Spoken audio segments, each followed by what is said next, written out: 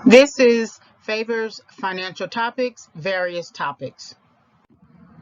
So, anxious, avoidant, insecure. An anxious, avoidant child is insecurely attached. The child exhibits the following attachment behaviors: shows little behavior indicating interest in the adults in the room, regardless of the type of adult. Avoids or ignores parents and primary caregivers, whether they are strangers or not. Strangers are not treated any differently than mothers or primary caregivers. Shows little emotional response, lacks affect or mood. They don't seem to believe that adults in their lives will respond to their signals of distress. These children come to believe that communication of their needs makes no difference at all. And this is me, and I noted this in other audio lectures. This is what sort of made me a loner. I believe I was socially nurtured to be a loner, right? And because I was isolated and rejected. And so to this day, I don't believe that people will respond to my signals of distress, because you always have somebody always competing with you. That's why you always have the pouters. You always have the people who are loud, who want everyone to give attention to them. Whereas you have this quiet person over there in the corner no one is paying attention to, and that person is thinking about suicide. That person is thinking about doing drugs. That person is thinking about running away. And it has a lot to do with the family environment. Why one child would feel secure, another child would feel insecure, and another child would just be avoidant altogether. Don't feel like their needs are met at all, right? So then when you're thinking about putting money on a problem because you think it will solve a problem, I think it's really a good idea to ask questions about the person who wants money from you. Because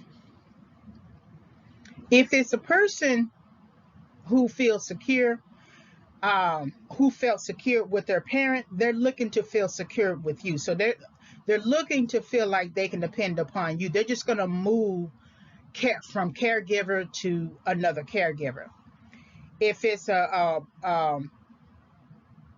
ambivalent person, um, they're going to do what they need to do to try to get as much as they need to get out of you as well. But the avoiding person, a lot of times, is a person who won't ask you for anything. If you got a bunch of people in a room and everybody else got their hands out, watch the person who doesn't have his or her hand out. That's usually the person who needs the money more than all the other people. But that person won't um, sort of raise their hand and say, I'm in distress. Maybe out of ego, maybe out of pride, maybe out of fear, but definitely out of this idea that their needs are, that no one will respond to their signals of distress. So when you're putting your money on something, you want to be careful about who you are putting your money on, because you can throw all your money to the secure attachment person or the other insecure attachment, which is ambivalent person, and miss the real person who needs money. I've heard people say that I only help those who help themselves. Well, if that person can help themselves, why are you helping them?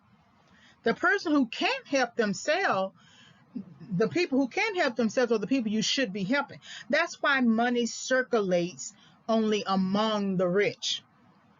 It doesn't trickle down, as Reagan suggested. It doesn't trickle down to the lower masses. It doesn't trickle down to the people who actually need the money. That's why $25,000 plates are paid to attend, these galas and sponsors type stuff, organizations or whatever. All it does is circulate among the rich. And so then the people who are homeless out here on the streets, sure, it is a fault of their own. And in some cases, there may be an exception to the rule because we are in a pandemic, but they are still in distress. They're still in distress right now. As of this discussion, the people from Haiti are at the border, at the Texas border, but the U.S. government is trying to send them back to Haiti, whereas they flew out all those people from Afghanistan, and they don't have to go back right now. And so the people who, they're both two types of people in distress, two types of countries, two types of nations, two types of ethnicities, two types of nationalities in distress. But the government is only interested, the U.S. government is only interested in doling out a secure base, not only shelter-wise, but financially, government protections. They are only interested in doling out a secure base, setting up a secure base, and they are actually at bases. They are actually at army, military bases, but they're only interested in doling out a secure base and supporting it financially to one group of people, whereas another group of people, they're doling out all of their financial resources to sending them back to their to their distress, right? So then you would say that the people at the border, both Haiti and Mexican nationals, are anxious avoidant because they know that they're not going to get a response to their signals of distress. Even though they decided to cross over and hope and pray for the best, they know they have history behind them where they know they're not going to, their signals of distress will not be responded to. Whereas there was an expectation from the Afghan people that their signals of distress would be responded to. And that all goes to finances because it's the taxpayer, the U.S. taxpayer, who's going to have to foot the bill, as always. All right, hopefully you were able to gain some insight from this series topic. Like, subscribe, and visit. Like the video, hit the notification bell for future videos. You can visit my website, which is still in development, reginayfavors.com. You can always email me with a question, reginayfavors@yahoo.com.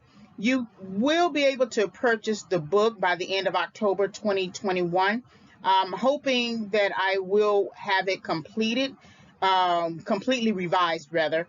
It is already written and done. I just have to edit it. It is Overcoming Setback, 5 Keys for Entering and Exiting Correction. Thank you for visiting the channel. Coming soon is my new book that I am working on presently and hope to complete by the end of the year, December 2021, preferably February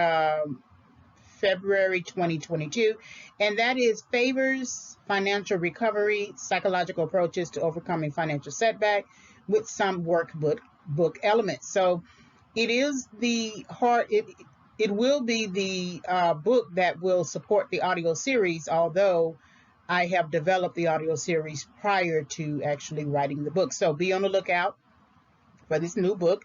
When it comes out, when I finish, I will create an audio introduction to the book. Thank you again for visiting the channel.